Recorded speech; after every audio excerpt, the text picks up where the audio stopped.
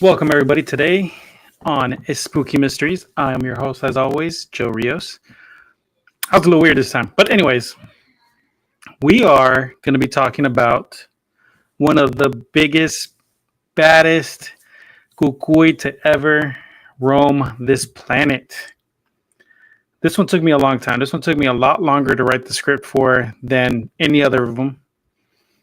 And I haven't even printed it out, so I don't even have a physical copy of this one. Because every time I finish a script, I get a physical copy, and I post it, or not post. I don't post it, but I have it in my binder of stories. Because eventually, I want to turn it into an actual like anthology of all the kukuis that we talk about. So I'm even going through all my old transcripts and writing everything down and getting all that. But beyond the story, anyways, beyond all that. We're going to be talking, like I said, about one of the biggest baddies to ever walk the planet, or roam the planet, should I say. And this week's episode is going to go over something or someone that I've talked about before. I have talked about the story before. And I actually had a co-host talk with me about this, Shining Nathan, like a year and a half ago.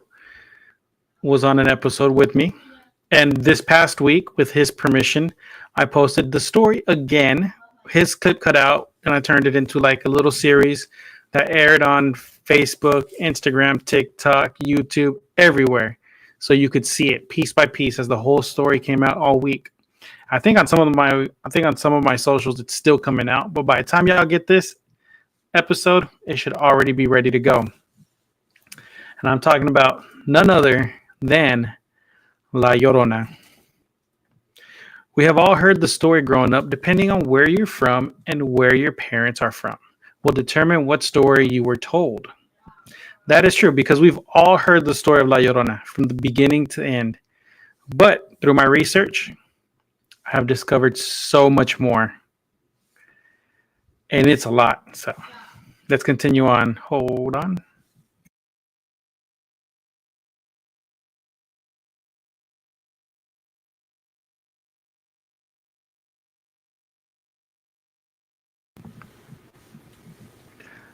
Let's continue.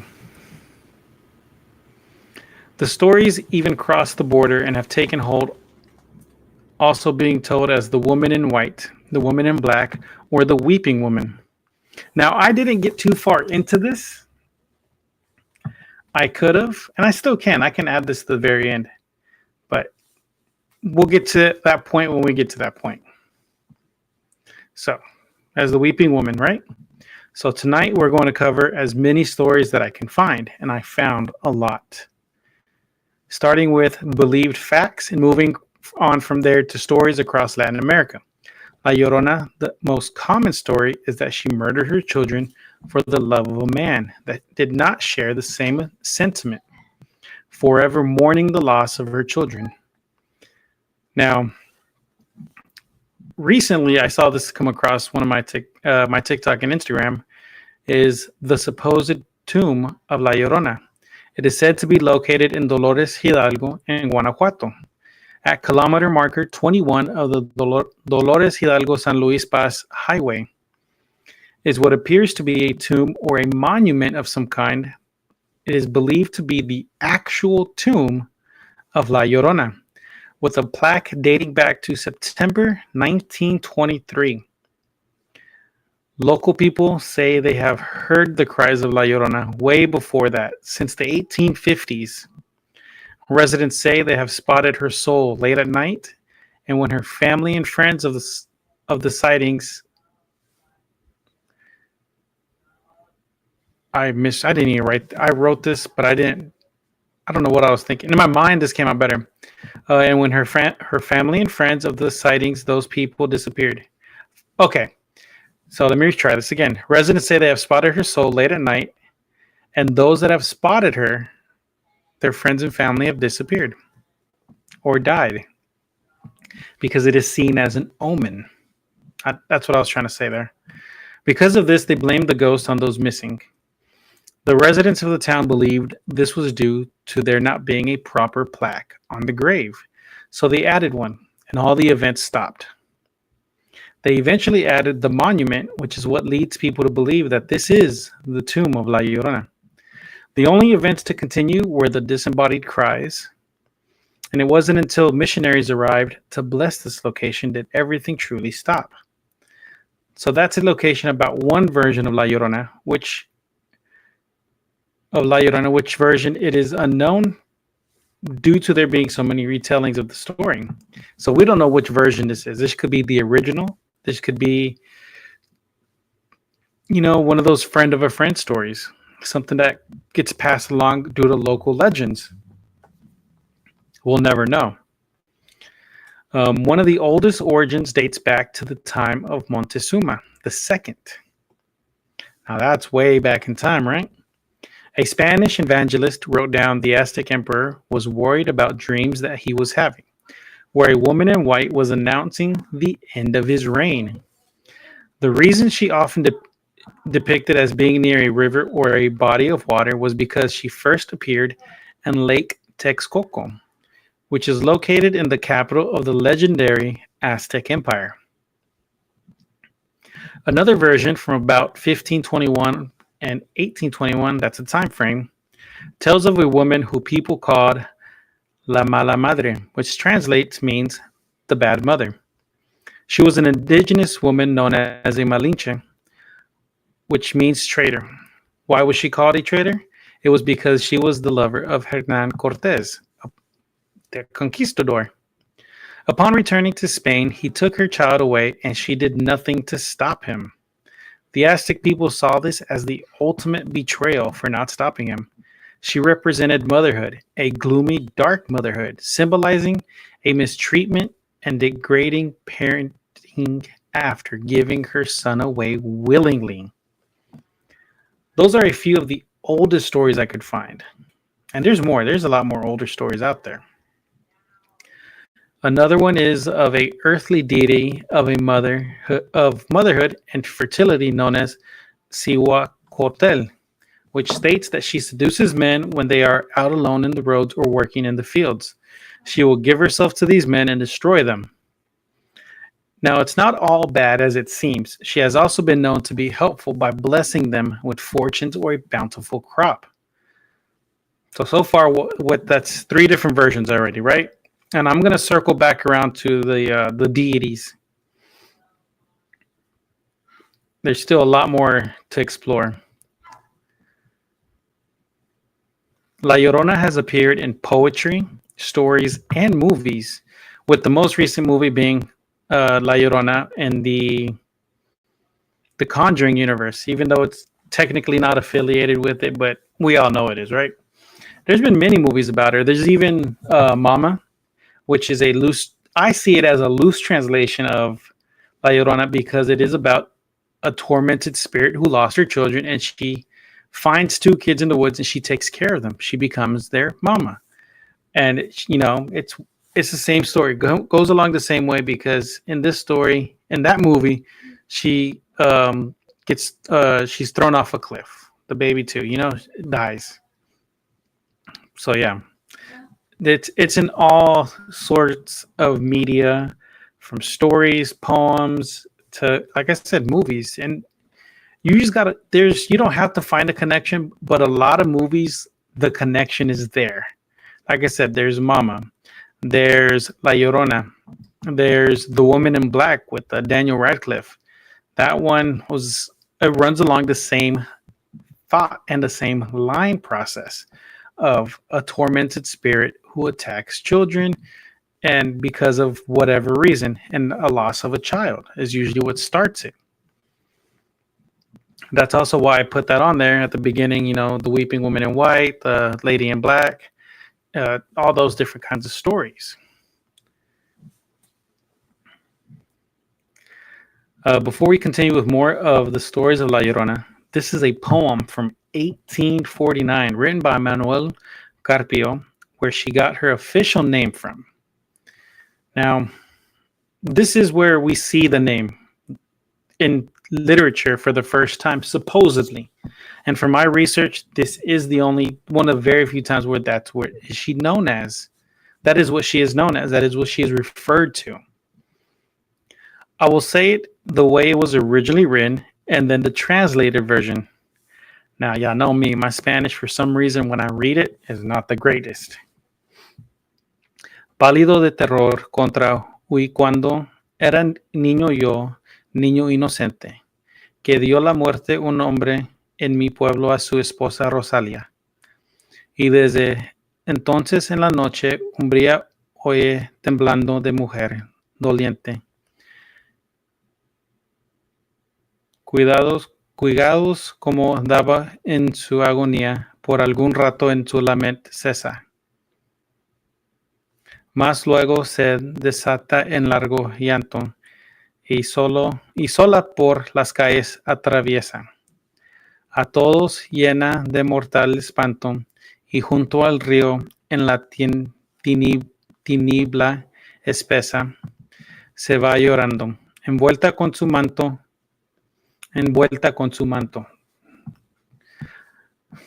Like I said, for some reason when I read Spanish, this is the translated version of it.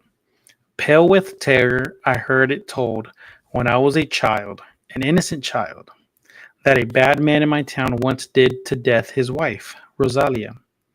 And since then, in the shadowy night, the trembling, frightened people hear the sad whimpering of a suffering woman, whimpering such as she made in her agony.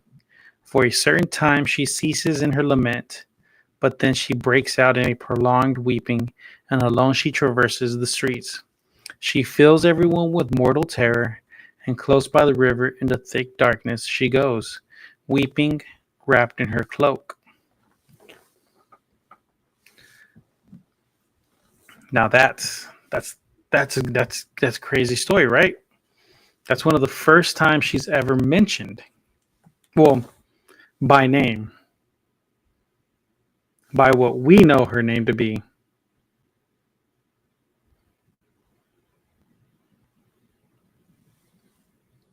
Okay, cool.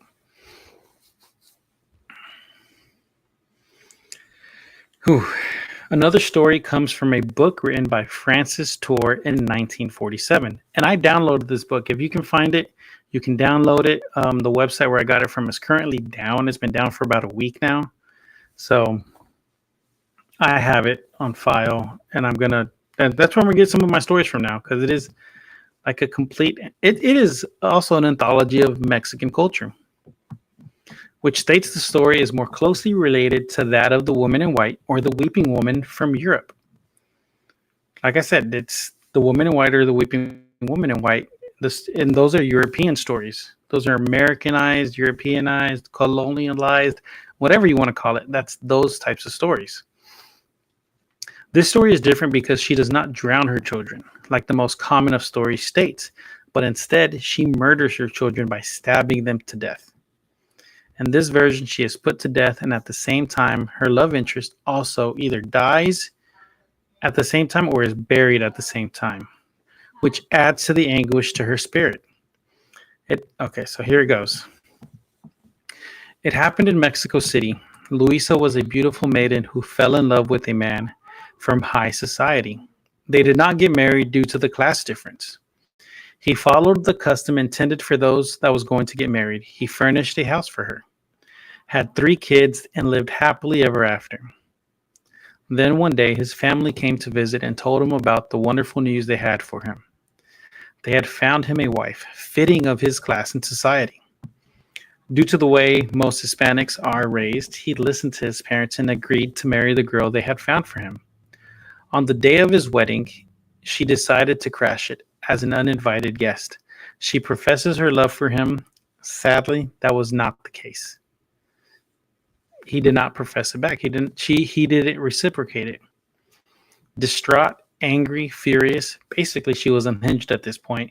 She went home and plunged a dagger into each of her children that they both loved. The realization of what she had done sank in. She ran through the streets, screaming and crying for her children, calling for them and wanting them to return to her. It does not say if she was taken to jail, tried, or anything, but she was garroted, so that means she was tried at some point, which is being strangled by an iron collar or a wire. I'm going to say that with what happened to her lover, Don Nuno Montes, that some time had passed as he was buried the same day. He had committed suicide. Since then, she appears roaming the streets of Mexico City, crying in pain for her children and taking revenge on all men. At times, she appears as a young, attractive maiden. When a man speaks to her or she speaks to him, he passes out till the next day at noon. So if you see her, you're done for. At least you're going to be unconscious for a few hours till 12 o'clock the next day. If she has her face covered with a veil, like a wedding veil, whoever sees her face behind the veil will fall over dead from fright. Because it's supposed to be when she takes off her veil, it's a faceless skeletal like figure. Even then, this version is a retelling from a story that was published in 1888 that was widely circulated. It even made its way to Kansas in the Wichita Eagle newspaper. And if you could find it, you can actually type that in and you could probably find it. That just goes to show that this story has traveled the US and all over Europe and Latin America. The stories from Europe are believed to have been taken from the myth of Medea, which is the sorceress that helps Jason retrieve the Golden Fleece and later kills her children and his new bride. The other one comes from Madama Butterfly, which is a three-part opera that tells the tragic story of Chow Chow, a young Japanese girl that falls in love with an American naval officer, with devastating results. So the version that we all are used to hearing are basically European versions due to the narrative that they were told in each one and the ladies in white stories. The Mexican versions are usually of a woman, a demon sorceress that takes revenge on men or gives them riches. There is a debate over where La Llorona came from. There is no direct link to any European folklore matching her description to justify saying that it is a European connection. So there's no real connection. There's just similarities that we find in all these tellings of the stories. Hold on one second.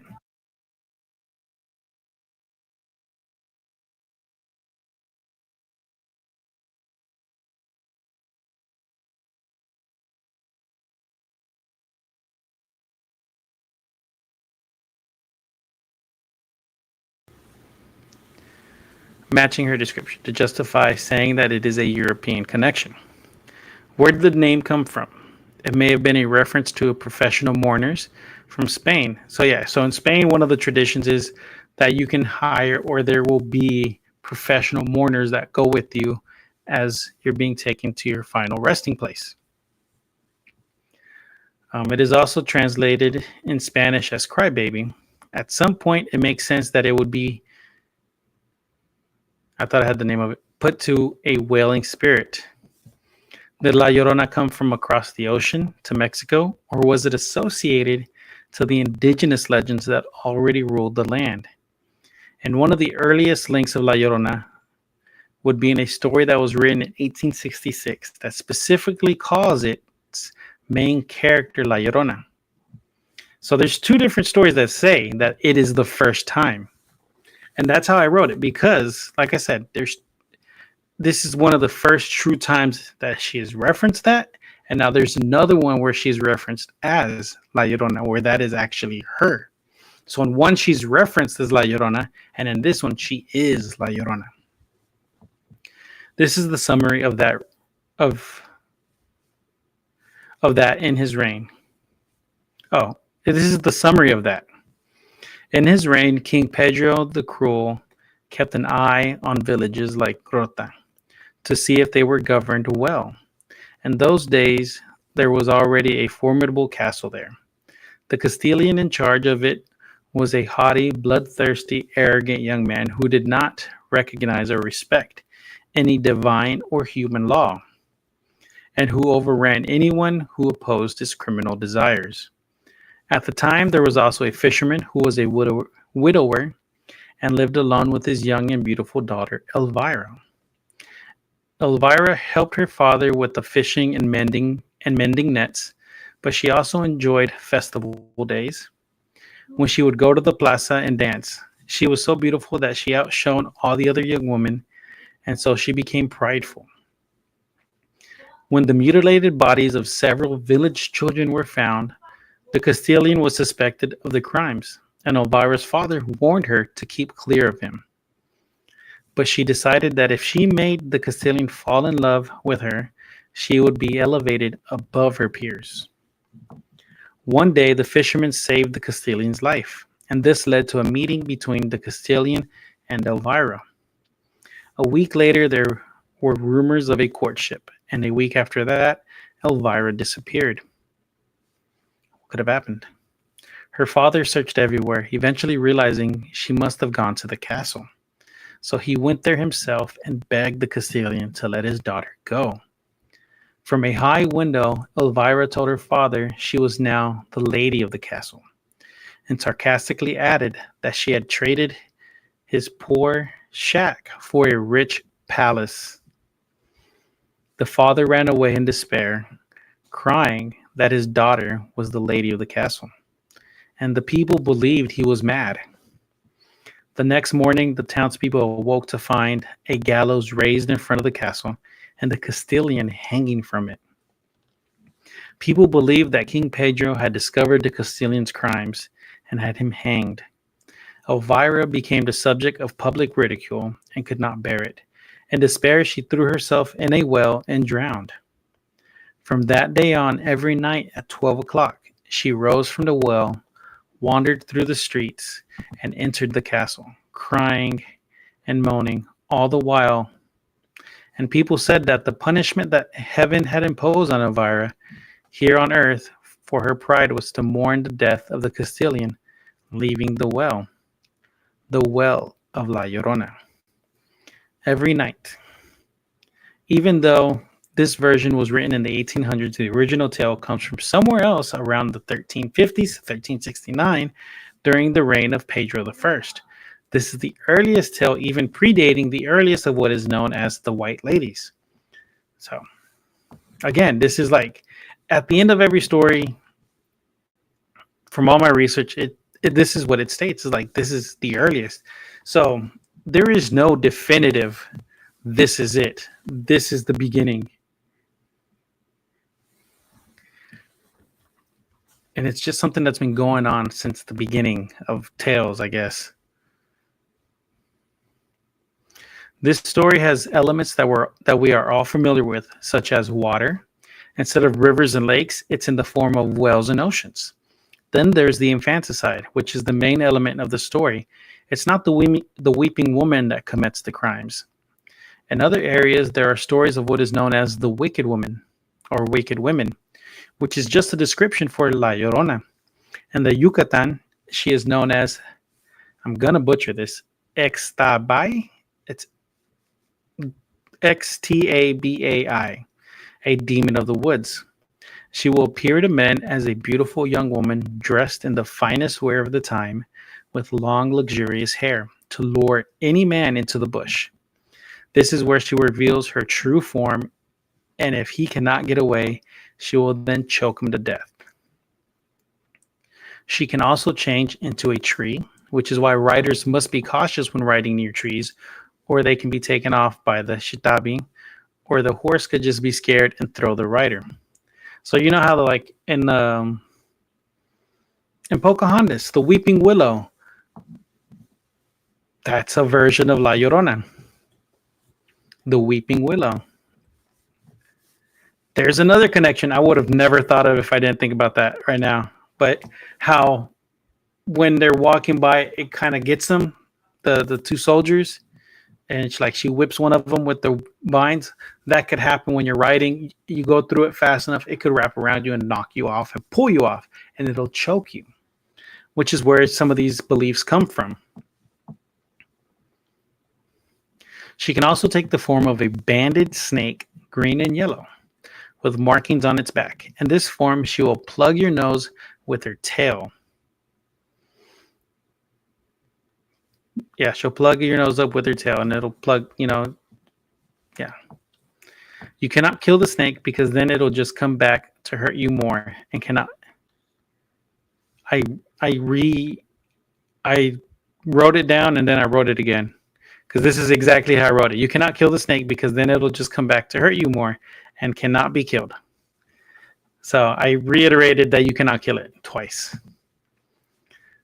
When I get into the mood of writing, as I'm thinking, I just type, and this is how it comes out.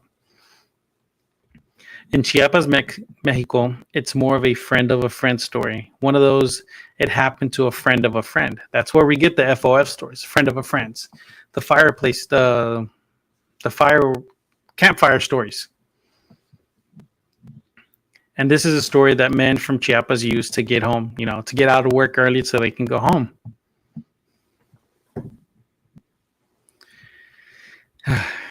It's said that at night you will hear a familiar voice calling out to you in the wilderness, trying to lure you away. If you follow the voice, it will lead to your doom.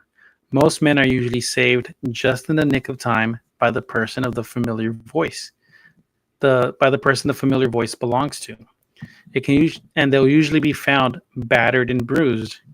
So it's a spirit, a disembodied spirit, a disembodied voice. I mean, not spirit. It's a redundancy. It's a disembodied voice that sounds like a loved one.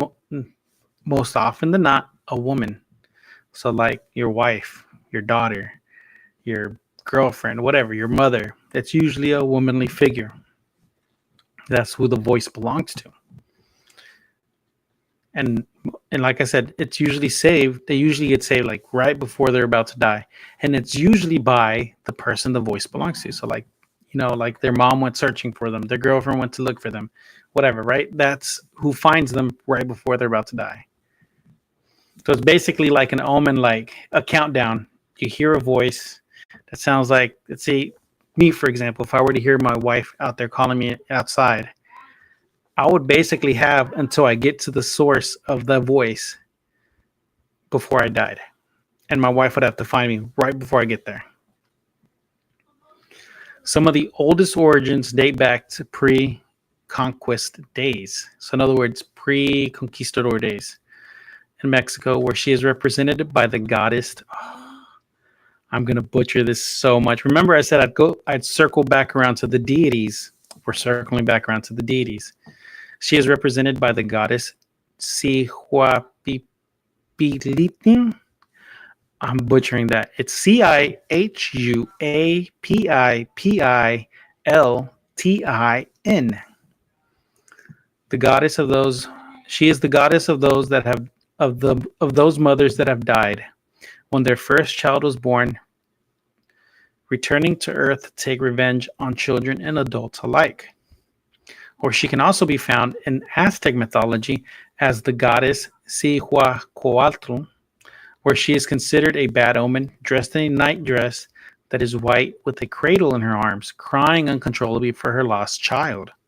Her story is a simple one. It states that she would appear with a cradle over her shoulder as if with a child and walk into the market and cry for her lost child, leaving behind the cradle. When people found it, they would see inside the cradle was just a flint or iron piece similar to the ones used to do sacrifices. That would be the telltale sign that she was there. She is also considered one of the most important goddesses in Aztec mythology. So there's a lot to cover. And in a minute, I'm going to clip in also Shining Nathan's story. So, which I can do right now, actually. So I'm going to cue that up. And I'm actually going to cut this. Let's see if it lets me cue it up, because it's the software I use to adjust my clips doesn't like me having other stuff open at the same time. And I also got food on the way too. Well, he's 1 minute away. I probably got to go outside. He's right around the corner. Okay. So, while I'm going to go do that. I got stuff in my content library. No, I do not. Okay, I'll add it. It'll be a minute. I'll be right back, guys.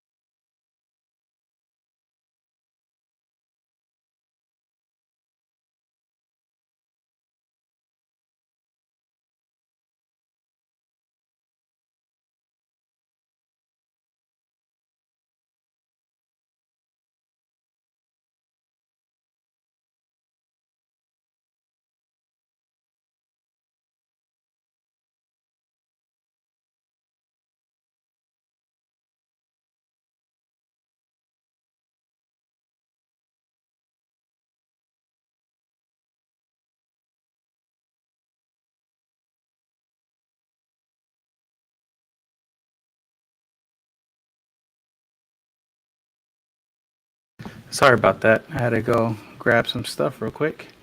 So now, let me just grab this, edit my files real quick.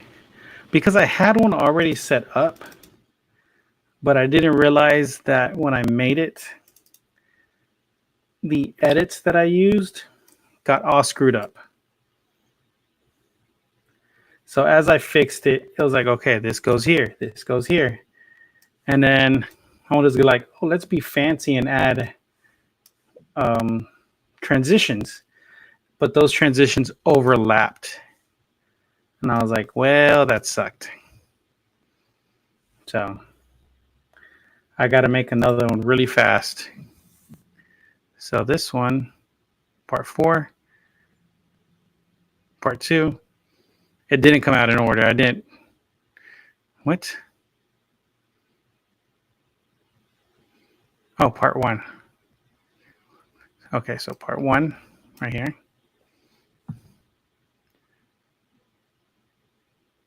Part 2 right here.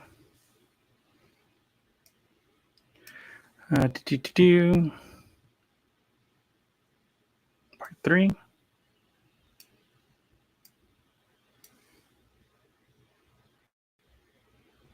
Part 4. Now the lucky part is that I already made this and it's already premiering all over social media. My social medias. All I gotta do is put it together, export, highest quality it'll let me. La Llorona. And I'll call this one fixed because I fucked up the other one. There you go. So while we wait for that to load, let's continue. Yeah, she is considered one of the most important goddesses in Aztec mythology. Even here in Texas, we have a woman in white story, and she is the woman in white of Coppell. No, not Coppell.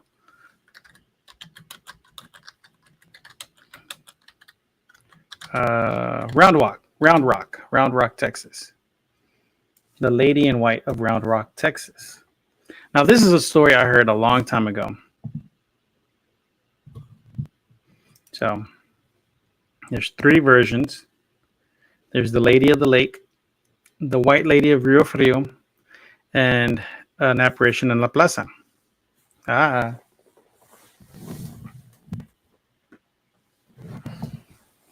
that didn't look good, right? So let's start off with the Lady of the Lake.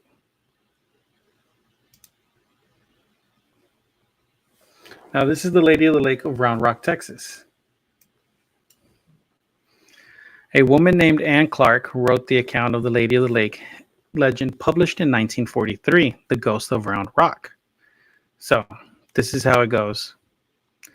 So, I got hair all over my face.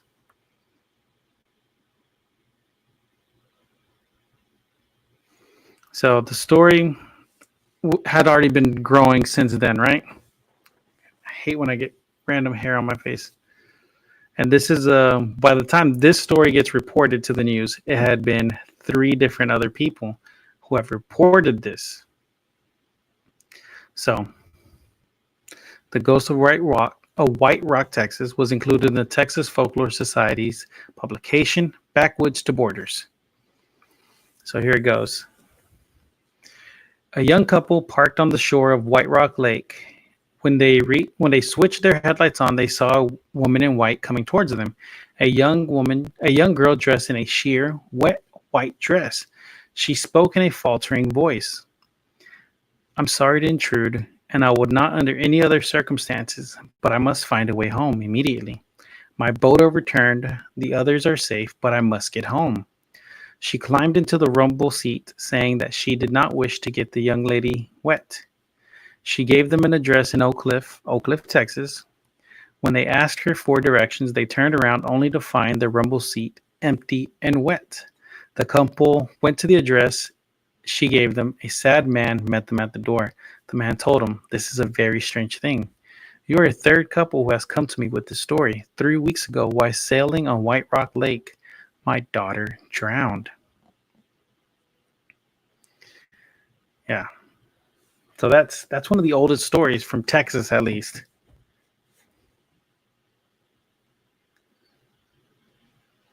There's different versions of it, and I'll read one more version of it. This is from Frank X. Tolbert's book in the Neiman Marcus catalog. He's a Dallas author. Um, in this account, a beautiful blonde girl appears on the road near White Rock Lake. Mr. and Mrs. Guy Malloy, directors of display for Neiman Marcus, spot her standing as if she had just walked up from the beach. Upon seeing the girl standing in the beams of their headlights, Miss Malloy said, "Stop, Guy. That girl seems in trouble. She must have fallen in the lake. Her dress is wet. You can tell that it is a very fine dress. She certainly got it at the store." Meaning, of course, Neiman Marcus, their store. The friendly girl asked them to take her to an address on Gaston Avenue and nearby in Lakewood. She didn't offer an explanation for her state, and the Malloys were too polite to ask. Her long hair began to dry in the night breeze. Miss Malloy was now sure the girl's dress was from Neiman Marcus. The girl got in the back seat of the two-door sedan. When the car started, Miss Malloy turned to discover the girl had vanished. The only trace of her was the damp spot on the back seat. Puzzled, the Malloys went to the address she provided. A middle-aged man met them at the door. He informed them that his blonde daughter, who wore nothing but Neiman Marcus clothes, drowned 2 years before when she fell off a pier at White Rock Lake. And now they're both stories from White Rock Lake.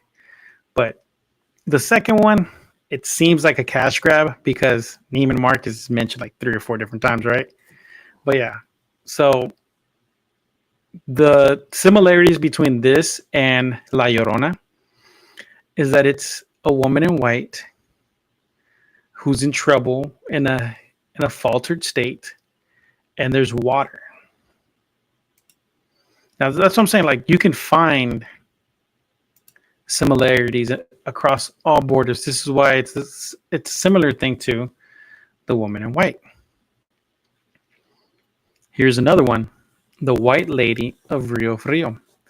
The sadness and tragic ending to Maria's life caused her soul to remain restless. Her spirit wanders around the Rio Frio Valley, still wearing her sister's white wedding dress. Maria was a caring and nurturing soul while she was alive, and remained so in the afterlife. The White Lady of Rio Frio is known to look after scared or lost children, and has been said to guide them back home. Many children around the Rio Frio Valley have woken up to Maria standing over them from bed or sitting in their room, watching and guarding them.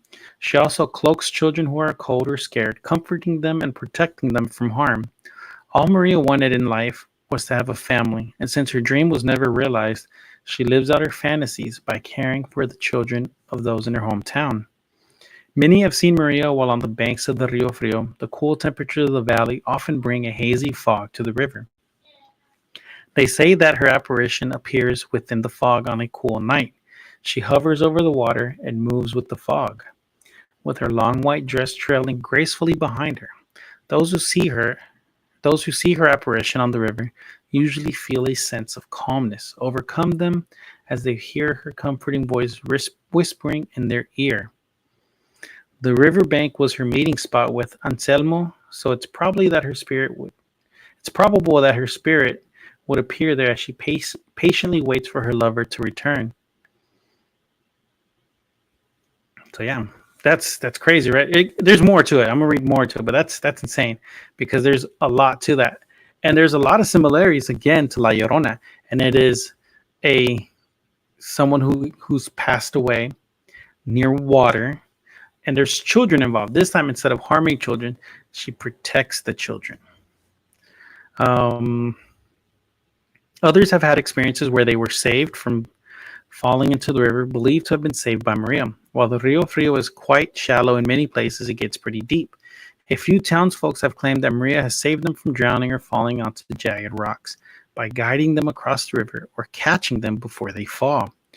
One man says that he felt a hand grab his t-shirt when he almost slipped on the moss-covered rock and was pulled back to safety by the invisible hand. He previously paid no mind to the legend of the White Lady, but has since become a believer. While some doubt that Maria's spirit still wanders the canyon, others swear by it. Those that do believe, though, all say the same thing.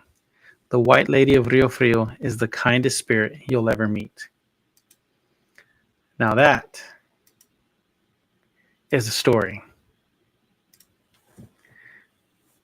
And now there's one more, which is the apparition at the plaza. Now, so this is El Paso's Plaza Theater. It opened up as an opulent movie palace in the 1930s, operating for 55 years before shutting down in 1985. It remained dark for about 2 decades before a grand renovation took place, turning it into a performing arts center in 2006. So it's an old building that got repurposed, right? And what comes with all these old buildings that have been repurposed? Ghosts. So this is what people have had to say. The dust and cobwebs may be gone, but it appears the ghosts have remained. Some of the plaza's creepy tales concocted in abundance feature all the usual suspects: a drifting woman in white, materializing man in black, a vanishing child bouncing a ball. I said that like that was all one thing, but it's a drifting woman in white, a materializing man in black, and a vanishing child bouncing a ball. Like most ghost stories, their veracy lies in the retelling rather than reoccurring. But a much larger share of the plaza's supernatural phenomenon may require a ghost hunter skill set to resolve. Apparitions including orbs and shadows, physical manifestations like electrical components switching on and off without power, objects moving independently, and sounds without sources, and manifestations such as stimulations by touch, smell, and temperature have all endured, transgressing the barrier between spiritual and the material worlds again and again. Together, they suggest something more dynamic than a mere ghost story. You might want to call this a real haunting. So the only connection with this and the woman in white and La Llorona is the woman in white. That's about it. That seems like a bust, doesn't it? But yes, so that's another story. I'm keeping these right here. Okay, so let's add it to my media.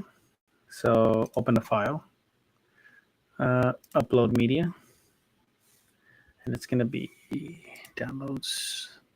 This one, open. Exceeded the limit of 100 megabytes. By how much?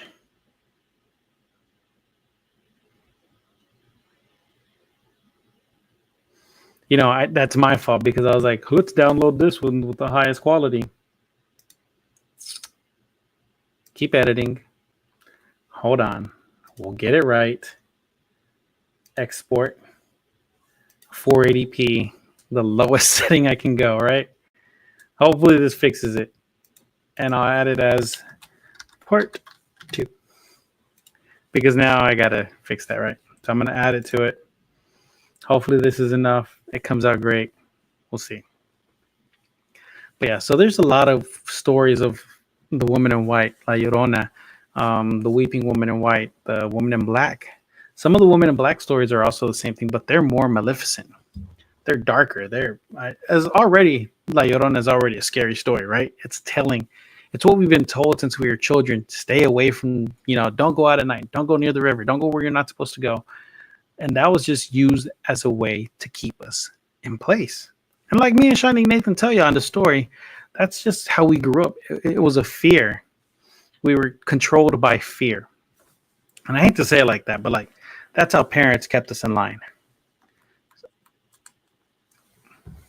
So this is almost done uploading. About 30 seconds left. But yeah. And that's just how parents kept us in line. So, and this was, I hate to say it, but this took the longest amount of time for me to research and pull up and find, just because it is so much to it. It is. I never thought that the story was going to be so much. Why? It's more than 100 megabytes. So I have another way of doing it. We'll put it on piece by piece, because I really want y'all to see the story, and I don't want to add it in post. I could add it in post, but I'm stubborn and I want to show it now while we're live, while we're doing this. So Shining Nathan, change the view so I can see part 1. Oh, part 1. Open. Oh, I guess I'm gonna have to add it in post, because I downloaded them at the highest quality I could so I could put them all together in a nice order. That's my own fault, because I'm not going through and doing all that again. So I'm gonna mark this point, bam, and then this is where I'm gonna clip it and put it in, and it should go right now. A big enough gap so I can add it to it there. Okay, well, this may be a short episode, but the amount of research involved was a lot more than I anticipated. I'm not going to do another one of these big bads for a while, because there was so much information I had to go through. It took me, and most scripts I knock out in a week. I do a bunch of research. From home to work. Whenever I get time at work, I'll, get a couple paragraphs in, half a page, whatever, right? Then at home, I do a little bit more research and I get more done. And by the end, it's a 5-page script. And on Google Share Drives, it's a 6-page script. On Word documents, it's 5. On here, it's 6. And this was 4.5 pages. So I fell short because there's so much information. I couldn't get enough in. It was way too much for me to add to it. And if I didn't stop now, I'd still be typing away and you'd never get the story. I'd be like up at 2 a.m.